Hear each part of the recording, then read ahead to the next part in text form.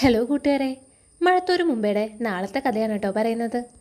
അങ്ങനെ കമല പറയുന്നുണ്ട്, ഇതെല്ലാം അലീനയുടെ കളികളാണ്.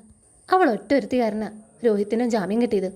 ഞാൻ അപ്പോഴേ പറഞ്ഞതല്ലേ അവൾ ആ പെണ്ണിനെ കാണാൻ പോകുന്നത് രോഹിത്തിന് വേണ്ടിയാണെന്ന്. അപ്പോൾ നിങ്ങളാരും എന്നെ വിശ്വസിച്ചില്ല. ഇപ്പോൾ കണ്ടില്ലേ, പുഷ്പം പോലെയല്ലേ അവൾ രോഹിത്തിനെ ഇറക്കിക്കൊണ്ട് വന്നത്. നിനക്ക് അലീനോട് പറയാൻ മേലായിരുന്നോ ഹരിയെ കൂടി രക്ഷിക്കാൻ? അപ്പം മനു പറയുന്നുണ്ട്, ഞാൻ പറയത്തില്ല. ആര് പറഞ്ഞാലും അലീന ഹരിക്ക് വേണ്ടി റെക്കമെൻഡ് ചെയ്യില്ല, അതെനിക്ക് ഉറപ്പാ.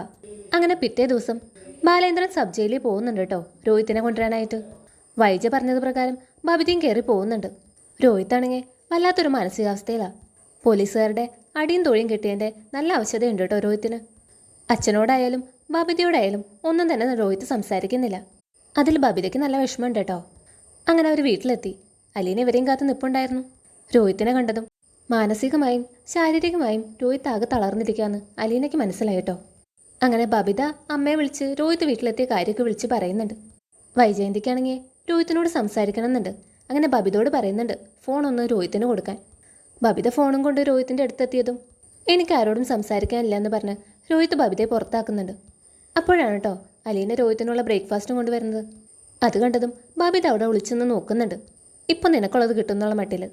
അങ്ങനെ അലീന രോഹിത്തിനെ വിളിക്കുന്നുണ്ട് ചായ കുടിക്കാനായിട്ട്. അങ്ങനെ രോഹിത്ത് വാൽ തുറന്നതും എന്തൊരു ശല്യം അത്, ജയിലിലില്ലല്ലോ ഇത്രയും ശല്യം അങ്ങനെ പറഞ്ഞ് അലീനോട് ദേഷ്യപ്പെടുന്നുണ്ട് കേട്ടോ. അലീന അതൊന്നും മൈൻഡാക്കാതെ റൂമിൽ കൊണ്ടുപോയി ബ്രേക്ക്ഫാസ്റ്റ് വെക്കുന്നുണ്ട്. അങ്ങനെ മുറിയിൽ നിന്ന് പുറത്തേക്ക് കടന്നതും രോഹിത്ത് ആ ബ്രേക്ക്ഫാസ്റ്റൊക്കെ തട്ടിക്കളയുന്നുണ്ട്. അത് കണ്ടതും അലീന ആകെ ഞെട്ടിധരിച്ച് നിൽക്കുന്നുണ്ട്. അപ്പോൾ ഇതാണ് കേട്ടോ നാളത്തെ എപ്പിസോഡിൽ സംഭവിക്കാൻ പോകുന്നത്.